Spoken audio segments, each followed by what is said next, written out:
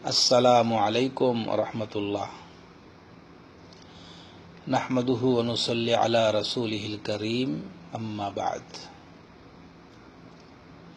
Kuwait থেকে আবু ওমর ভাই জানতে চেয়েছেন যে পরিবারে ছোট ভাই বোনদের প্রতি বড় ভাইয়ের দায়িত্ব কতটুকু। বলেছেন যে প্রশ্নটা এই জন্যই করেছেন, বাস্তবে দেখা যায় যে আমাদের অনেক বড় ভাইরা এই ছোট ভাই বোনদের ভরণ পোষণ, লেখাপড়া এবং বিবাহ শাদীর কারণে দীর্ঘকাল বিদেশে পড়ে আছে। ওইদিকে তার বিবাহের বয়স চলে যাচ্ছে। অপরদিকে এমনও দেখা যায় অনেক বিবাহিতা বড় ভাই এমনিভাবে ছোট ভাই বোনদের লেখাপড়া, ভরণ পোষণ, বিবাহ শাদী ইত্যাদি কারণে দীর্ঘকাল বিদেশে পড়ে আছে। জানতে চেয়েছেন যে এই বিষয়গুলা কতটুকু যুক্তিসঙ্গত। জাযাকাল্লাহু খাইরান।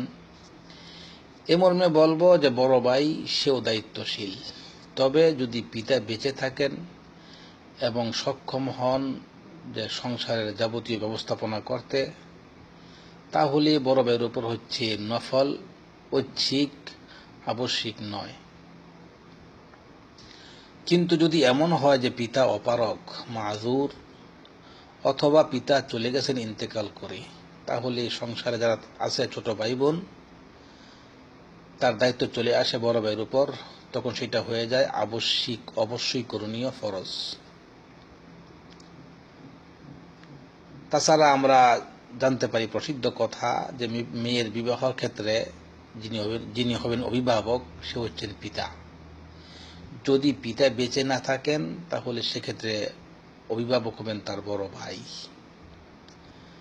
তাই বলবো যে ভাই অবশ্যই দায়িত্বশীল, এবং এক্ষেত্রে সে যদি সে দায়িত্ব আদায় করে সে অনেক নেকির অধিকারী হবে। এ মর্মে আমরা একটি আইডিয়া বা একটি ধারণা নিতে পারি যে দায়িত্বটা কেমন হবে।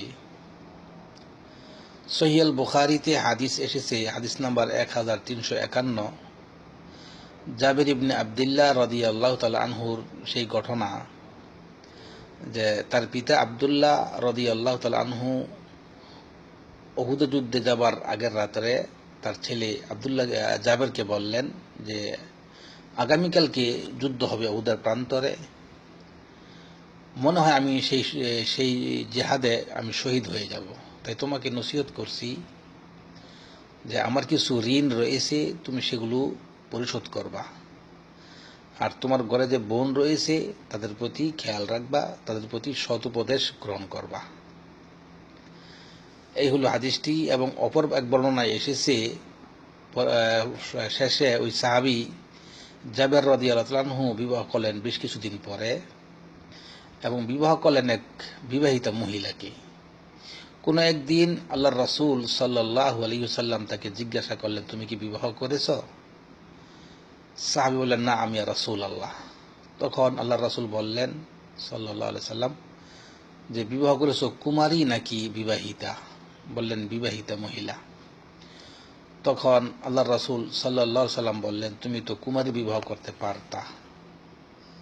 জবাবে জাবের রাদিয়াল্লাহু তাআলা বললেন, ইয়া রাসূলুল্লাহ, আমার ঘরে বয়স্ক কয়েকজন বোন রয়েছে, সেদিকে লক্ষ্য করে আমি বিবাহিতা মহিলা বিয়ে করেছি। কেননা যদি কুমারী বিবাহ করি তাহলে বয়স হয়ে যাবে আমাদের বোনদের প্রায় কাছাকাছি, তাই হতে পারে সংসারে অমিল হবে, ঝগড়াঝাটি হতে পারে।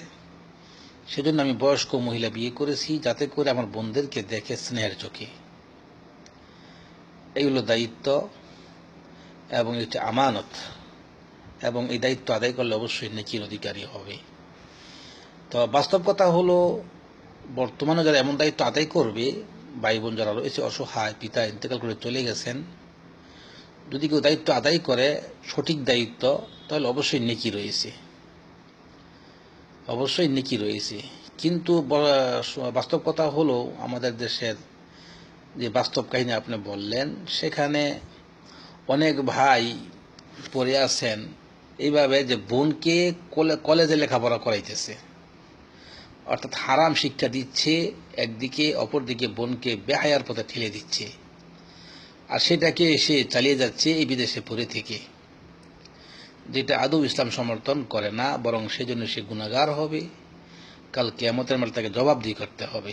এমনিভাবে ভাইকেও লেখাপড়া করাচ্ছে এই নাস্তিকি লেখাপড়া, ইসলামী তরবিয়ত শিক্ষা যেখানে নেই, সেখানেও সেই ভাই যদি দায়িত্ব আদায় করে, অবশ্যই সেটা হবে ভুল দায়িত্ব, সেজন্য সে গুনাহগার হবে।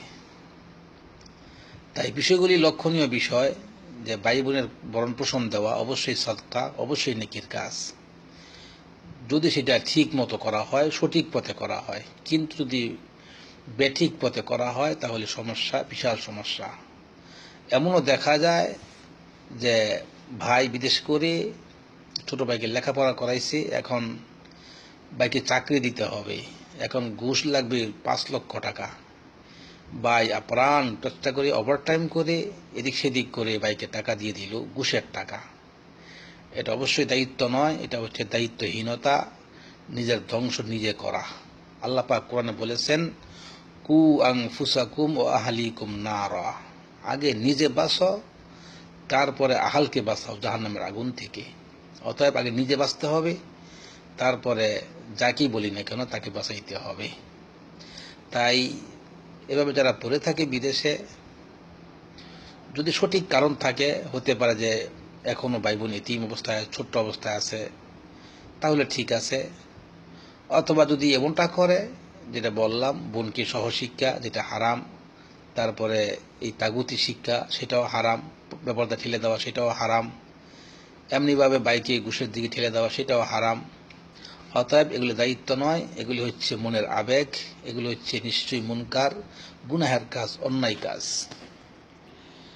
অতএব এরকম অন্যায় কাজকে সম্পূর্ণ করার জন্য আপনি স্ত্রীকে কষ্ট দেওয়া, সেটাও ঠিক হবে না।